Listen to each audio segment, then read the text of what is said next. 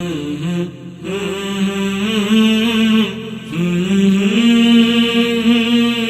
تو فضیلتیں کیوں بیان کی جا رہی ہیں؟ کسی بھی چیز کی فضیلت اور افادیت اور اہمیت جب بیان کی جاتی ہے تاکہ ایک انسان کے اندر اس کا جذبہ شوق و ذوق پیدا ہو جائے۔ نبی پاک صلی اللہ تعالیٰ علیہ وآلہ وسلم نے صرف صحابہ کرام کو یہ نہیں بتایا کہ تم ایسا کرو، حج فرض ہو چکا ہے حج کر لو، عمرہ اب تمہیں کرنا چاہیے، اتنے پیسے آ گئے تو یہ نہیں بتایا، بلکہ نبی پاک صلی اللہ تعالیٰ علیہ وآلہ وسلم نے اپنی زبان اقدس سے بتایا کہ حج کرو تمہیں اتنا ثواب ملے گا۔ حضرت ابو ہریرہ رضی اللہ تعالیٰ عنہ اس حدیث کے راوی ہیں، فرمایا ہم سارے صحابہ کرام بیٹھے ہوئے تھے، نبی پاک صلی اللہ تعالیٰ علیہ وآلہ وسلم ارشاد فرمایا کہ تمہیں ایک ایسی عبادت کے بارے میں بتاتا ہوں کہ جس کی وجہ سے اللہ تعالیٰ تمام گناہوں کو معاف فرما دیتا ہے۔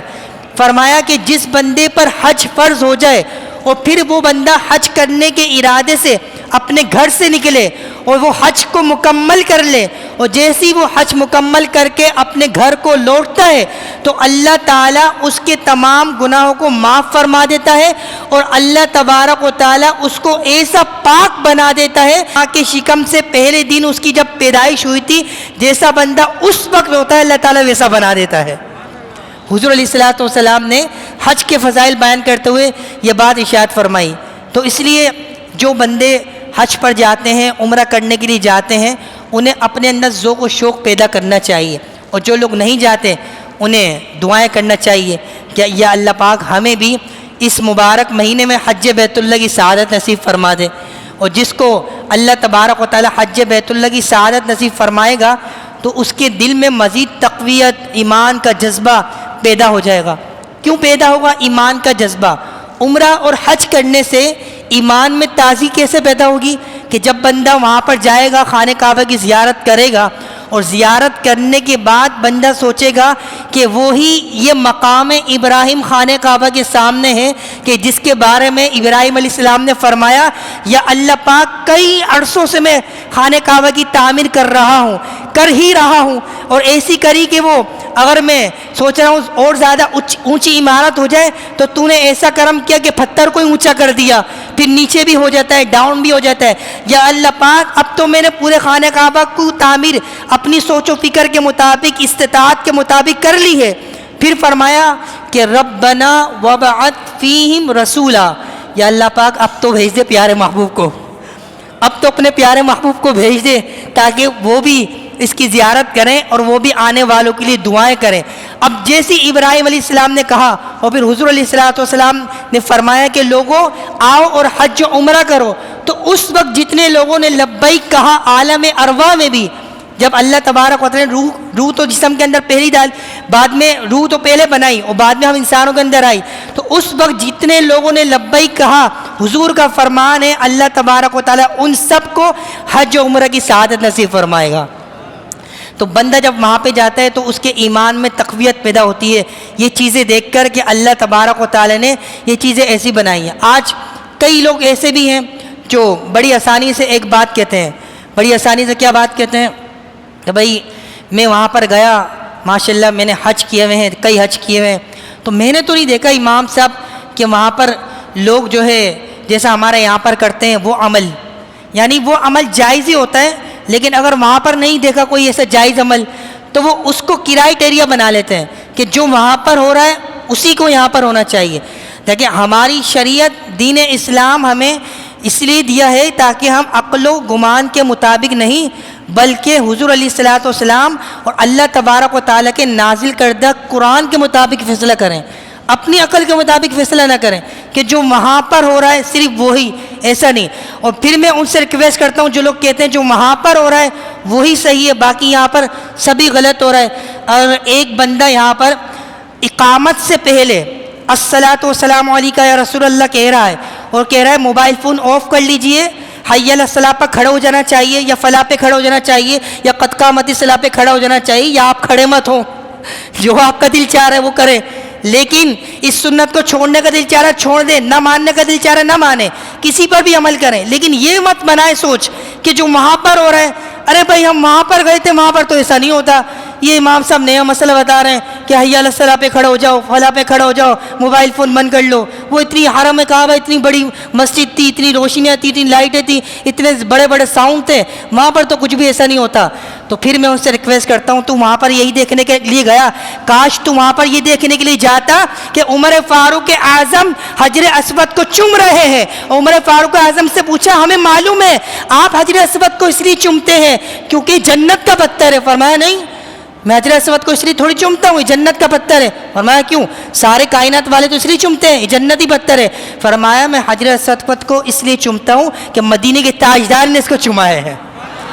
تو یہ بھی دیکھنے کے لیے وہاں پہ جاتا کہ میں حجر اسود کو اس لیے چومتا ہوں. عمر فاروق اعظم جیسے لوگ، عمر فاروق اعظم جیسے جنتی لوگ، دوسرے خلیفہ لوگ، قرآن پاک کی 27 آیتیں جن کے حق میں نازل ہو جائے وہ دعا مانگ رہے ہیں اللہم ارزقنا شہادتن فی سبیلک.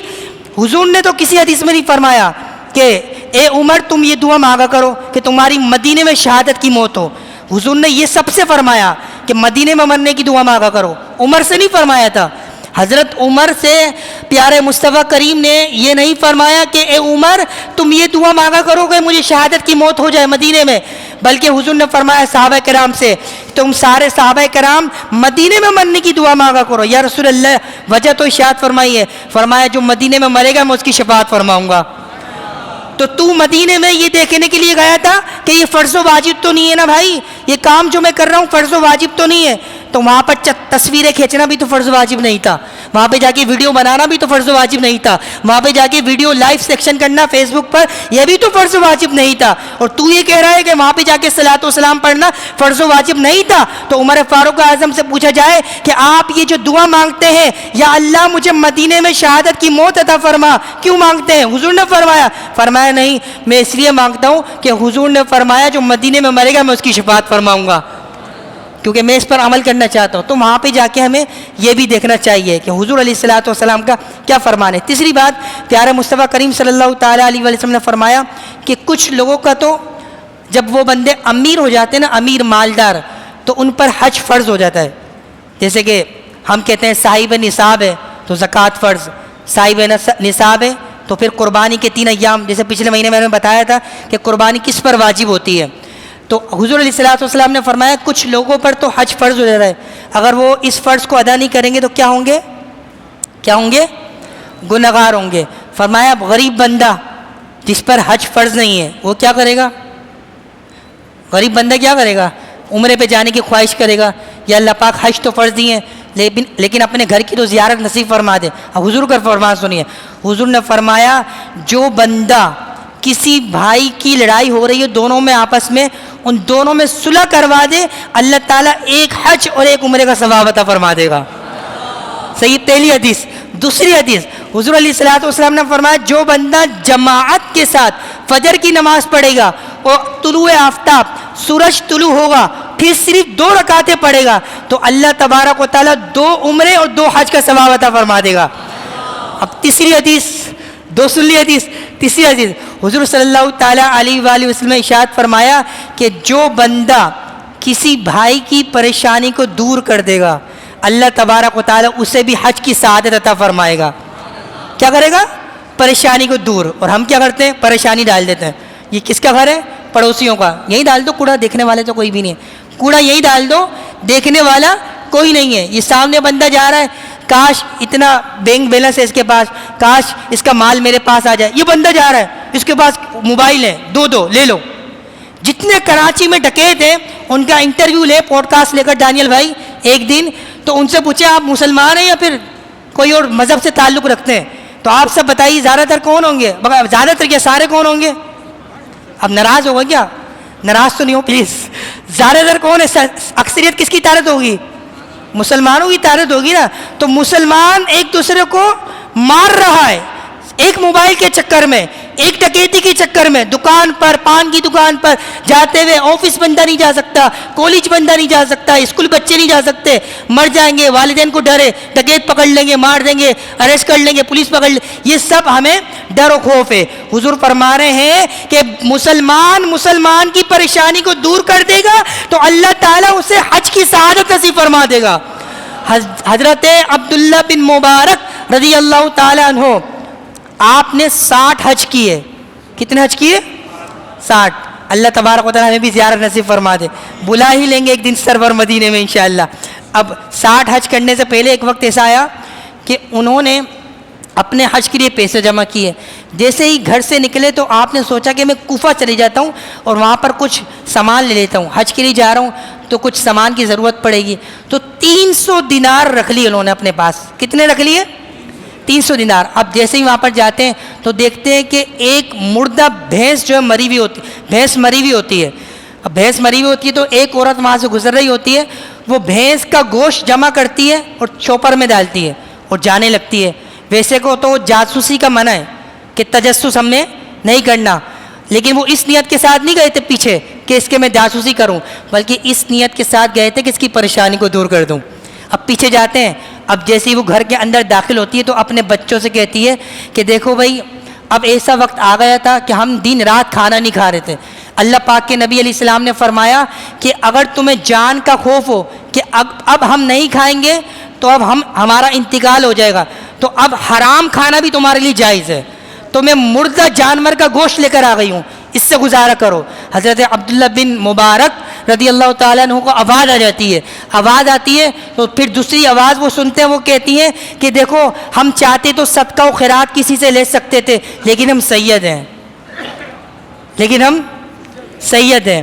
حضور کا فرمان ان کو یاد آ گیا. عبداللہ بن مبارک گیٹ لاک کرتے ہیں اور کہتے ہیں کہ آپ مجھ سے تھوڑی اگر بات کرنے پردے میں لے کر, تو کہتی ہیں بالکل آپ ارشاد فرمائیں. کہا کہ میں تمہیں 300 دینار دینا چاہ رہا ہوں. کہا کہ میں خوددار ہونا چاہیے نا. کہا کہ ہم تمہارے 300 دینار نہیں لیں گے. کہا کہ پلیز لے لیجئے, یہ صدقہ و خیرات نہیں ہے, کیونکہ مجھے پتہ چل گیا آپ سید ہیں, آپ سید ہیں. یہ صدقہ و خیرات زکوٰۃ کے پیسے نہیں ہیں, یہ میرے حج کے پیسے ہیں, آپ رکھ لیجئے. حج تو مجھ پہ جو فرض ہو گیا تھا وہ میں نے ادا کر دیا, یہ تو مستحب حج کرنے کے لیے جا رہا تھا. تو کہا کہ آپ یہ 300 دینار پلیز رکھ لیجئے. وہ لے لیتی ہیں, اپنے بیٹوں کو کھانا وغیرہ کھلاتی ہیں. اب جتنے آپ کے دوست احباب ہوتے ہیں, آج جیسے یہاں سے بھی جاتے ہیں نا لوگ, کسی کے تحت جاتے ہیں, اس کے ساتھ جا رہے ہیں, 10 افراد لوگ جا رہے ہیں. اب وہ جو لوگ جاتے ہیں تو وہ لوگ نکل جاتے ہیں, عبداللہ بن مبارک ان کو ملتے نہیں ہیں. اب وہ لوگ جب واپسی آتے ہیں, واپسی جب آ جاتے ہیں حج کرنے کے بعد, تو سب سے پہلے عبداللہ بن مبارک کے گھر پہ جاتے ہیں اور کہتے ہیں کہ آپ نے اچھا نہیں کیا, آپ کو ہم میدان عرفات میں آواز دیتے جا رہے ہیں, آپ اتنے بڑے آدمی ہو گئے ہماری آواز ہی نہیں سن رہے تھے. تو وہ کہتے ہیں بھائی میں تو گیا ہی نہیں ہوں حج پر. پھر دوسرا گروپ آتا ہے جو ان سے پہلے حج پر جاتا ہے, کہتا ہے ہمیں پتہ ہے آپ محدث ہیں, حدیث کی شرح کرنے والے, لیکن اتنا بھی غرور و تکبر نہیں ہونا چاہیے. مزدلفہ کے میدان میں ہم 7 بندے ہو کر آپ کو آواز دے رہے ہیں. عبداللہ بن مبارک ہمارے ساتھ آپ نے کہا تھا وہاں پہ جا کے ذرا ایک ساتھ ہو کر دعا کریں گے, سارے مل کے حج کریں گے, سارے مل کے مدینے چلیں گے, اور آپ وہاں پہ جا کے ہماری آواز بھی نہیں سن رہے. اتنا تکبر نہیں ہونا چاہیے. عبداللہ بن مبارک کہتے ہیں میں تو حج کرنے کے لیے گیا ہی نہیں ہوں. کہتے ہیں اللہ پاک کی قسم ہم نے آپ کو خانہ کعبہ کا طواف کرتے ہوئے پایا ہے. رات کو سوتے ہیں, اللہ تعالیٰ کی بارگاہ میں آنسو جاری ہوتے ہیں, دعا کرتے ہیں یا اللہ سمجھ میں نہیں آ رہا کیا ہو گیا, 2 گروپ کو بتا چکا ہوں میں حج پر نہیں گیا. جب سوتے ہیں تو پیارے مصطفیٰ کریم میں زیارت ہو جاتی ہے. اور یاد رکھو بابا تو کوئی شے نہیں, وہ کہنے والے یاد رکھے کہ وہ جو کہتے ہیں بابا تو کوئی شے نہیں, وہ اس حدیث کو یاد رکھے, اس روایت کو یاد رکھے کہ حضور جان عالم نے فرمایا کہ اگر میں خواب میں آ جاؤں تو میری شکل میں شیطان نہیں آ سکتا, گویا میں ہی آیا ہوں گا.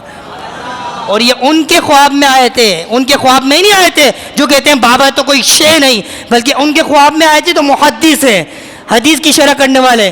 انہوں نے کہا یہ اللہ پاک سمجھ میں نہیں آ رہا. خواب میں پیارا مصطفیٰ کی زیارت ہوتی ہے, حضور خاموش ہوتے ہیں, حضور علیہ الصلوۃ والسلام خاموش ہوتے ہیں. اب حضور کا خاموش ہونا بھی سبحان اللہ. حضور وہ کہتے ہیں یا رسول اللہ آپ خاموش ہیں, تم جو آ کر مسکرا دو, سوئی مل جائے اندھیرا بھی ہو گھر, سوئی مل جائے اندھیرا بھی ہو گھر, تم جو آ کر مسکرا دو یا رسول. حضور آپ مسکرا رہے ہیں اور خاموش ہیں, کچھ کہہ بھی دے رہے, بس مسکرا ہی جا رہے ہیں. آپ تو آپ مسکرا رہے ہیں تو عائشہ صدیقہ کی سوئی بھی مل جایا کرتی ہے. حضور آپ کو ارشاد تو فرمائے, حضور فرماتے ہیں 7 بندوں کی گواہی کافی نہیں تھی کہ تمہارا حج ہو گیا ہے. 7 بندوں کی گواہی کافی نہیں تھی تمہیں کہ تمہارا حج اللہ تعالیٰ نے قبول فرما لیا ہے؟ فرمایا یا رسول کریم عرض یہ ہے کہ میں نے تو حج کیا ہی نہیں. حضور جان عالم فرماتے ہیں اللہ تبارک و تعالیٰ نے تمہارا حج کو قبول بھی فرما لیا ہے، کیونکہ تم نے مجھ سے سیکھا نہیں ہے کہ جو بندہ کسی بندی کی یا بندے کی پریشانی کو دور کر دے گا اللہ تعالیٰ اس کو حج اور عمرہ کی سعادت عطا فرما دے گا. اور اللہ تعالیٰ نے تمہارے لیے ایک فرشتہ مقرر فرما لیا ہے جو قیامت تک تمہارے لیے حج کرتا رہے گا.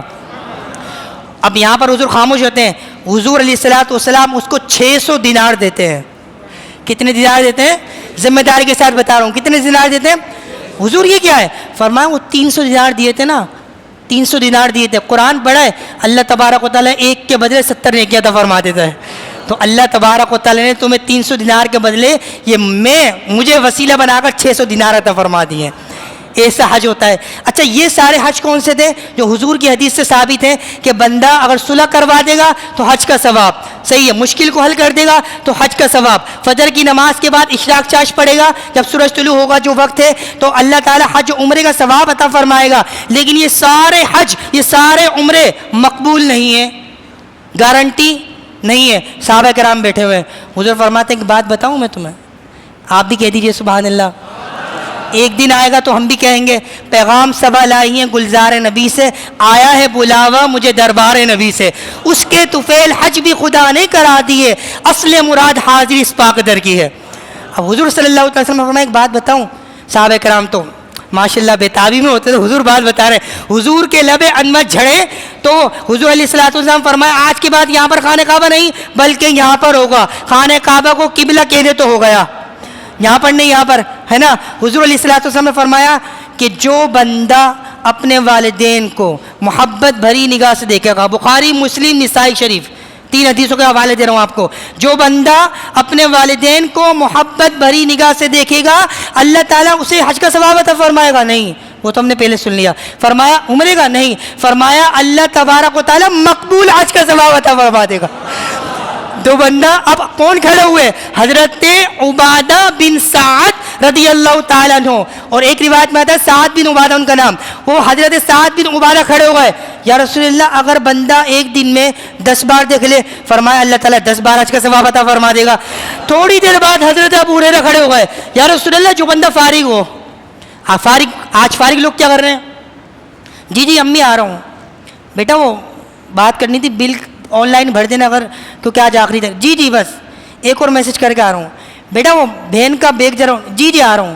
آج فارغ بندہ یہ کام کر رہا ہے لیکن زیادہ ٹائم اس کو والدین کی چہرہ دیکھنے کا موقع ملتا ہو، اور اگر وہ والدین کو 100 بار دیکھے تو یا رسول اللہ پھر کیا ہوگا؟ فرمایا تو اللہ کے خزانوں میں کمی کو تھوڑی ہے، اللہ تعالیٰ 100 حج کا ثواب عطا فرمائے گا، مقبول حج کا ثواب. اب جن کے والدین حیات ہوں فائدہ اٹھائیں، جن کے والدین حیات ہیں ان کو تو سوچنا چاہیے کہ ساری زندگی یہ جملہ تو ہم نے بڑا ایٹیٹیوڈ کے ساتھ کہا کہ والدین نے کیا ہے، پراپرٹی تو میرے نام کی نہیں، 3 بھائی تھے 2 بھائی کے نام کر دی مجھے چھوڑ دیا.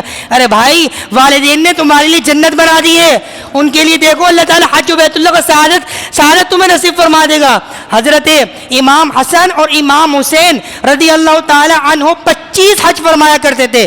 مدینے سے مکہ پیدل حج کے لیے جایا کرتے تھے. ابراہیم بن حدم میدان عرفات میں کھڑے ہوئے ہیں، زاروں قطار رو رہے ہیں. پوچھا حضرت آپ تو اللہ کے ولی ہیں، اتنے نیک بندے ہیں، اور آپ میدان عرفات میں اتنی ساری دعائیں مانگ رہے ہیں، جو دعا ایک بار مانگتے ہیں وہ دوبارہ مانگتے ہی نہیں ہے، آپ کے پاس کیا دعاؤں کی فہرست ہے؟ اتنی بڑی لسٹ ہے کہ آپ کے پاس بار بار دعائیں مانگ رہے ہیں، ایسا کیوں؟ فرمایا وہ مالک نے اپنے گھر کی زیارت نصیب فرما دی ہے، مالک بار بار مجھے عطا فرما رہا ہے، میں بار بار مانگے ہی جا رہا ہوں، وہ مالک مجھے عطا فرما رہا ہے. حضرت فضیل بن عیاض 2 قدم چلتے ہیں 2 نوافل پڑھتے ہیں، 2 قدم چلتے ہیں 2 نوافل پڑھتے ہیں. پوچھا حضرت یہ عمل کیا ہے؟ فرض و واجب تو نہیں ہے نا؟ آج یہی جملہ کہا جاتا ہے فرض و واجب تو کس حدیث میں لکھا ہوا ہے؟ کون سے قرآن کی آیت میں آیا ہے؟ ہم نے پورا قرآن پڑھ لیا ہو، اتنے بڑے بڑے دعوے تو محدثین نے بھی کی نہیں ہوں گے. بھائی تجھے تو یہ نہیں پتا بخاری میں حدیث کتنی ہے؟ تو کہہ رہا بخاری سے دکھاؤ. فضیل بن عیاض ہر 2 رکعت کے بعد تصویر نہیں کھینچ رہے، ہر 2 رکعت کے بعد یہ نہیں کہہ رہے مجھے دیکھو میں اللہ کا ولی بھی یہاں پر آ گیا ہوں، بلکہ ہر 2 رکعت کے بعد نفل پڑھ رہے ہیں. لوگوں نے پوچھا کہ ہر 2 رکعت کے بعد آپ نفل پڑھ رہے ہیں کیا وجہ ہے؟ فرمایا کہ مالک نے اپنے گھر پہ بلا لیا ہے، اس مالک نے مجھے اپنے گھر پہ بلا لی، ایسا گھر کہ آکے میں ایک نیکی کرتا ہوں. تو پیارے مصطفیٰ کریم علیہ الصلوۃ والسلام نے فرمایا جو بندہ مکے سے، ابھی بھی کوئی بندہ مکے میں جاتا ہے اور وہاں سے اپنی رہائش گاہ سے اگر بیت اللہ جاتا ہے، فرمایا جو بندہ مکے سے بیت اللہ کی طرف نکلتا ہے تو اللہ تبارک و تعالی اسے 700 نیکیاں ہر قدم پر عطا فرما دیتا ہے. اور فرمایا ہر قدم کی نیکی جو ہے حرم کے برابر ہے. صحابہ کرام میں سے پوچھا یا رسول اللہ یہ بات سمجھ میں نہیں آئی کہ ہر نیکی حرم کے برابر. فرمایا حرم کعبہ میں ایک نیکی کرتا ہے کتنی نیکیوں کا ثواب ملتا ہے؟ 1,00,000 نیکیوں کا ثواب ملتا ہے. فرمایا کہ جو بندہ اپنے گھر سے یعنی مکے میں جس کی رہائش ہو اور ابھی بھی جو وہاں پہ جاتے ہیں وہاں پہ رہائش ہو، حرم کعبہ میں آئے، اب بندہ ایک قدم بڑھاتا ہے تو گویا اس قاعدے کے مطابق اللہ تبارک و تعالی اسے ہر قدم کے بدلے 7 کروڑ نیکیاں عطا فرماتا ہے. اب لوگوں نے جب حج کر لیا تو حاجی صاحب سے کہنا شروع کر دیا. اس کے بعد آگے حاجی صاحب کا کام کیا ہونا چاہیے انشاءاللہ نیکسٹ فرائیڈے کو ہم بیان کریں گے.